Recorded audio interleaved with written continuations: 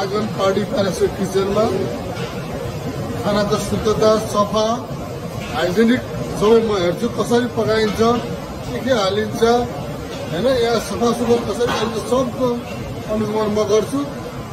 तपाईहरु ढुक्क भएर हाम्रो आँगन पार्टी प्यालेसको खाना खानु हुन म सबैलाई हार्दिक अनुरोध गर्न चाहन्छु। हामी त्यहाँ वान्टन मोमो आफै बनाउँछौँ एकदम सफा सुग्घर तरिकाले। सेफ साफ पकाउँदै हुनुहुन्छ। हाम्रो भाइ बहिनी काममा लागिरहेका छन्।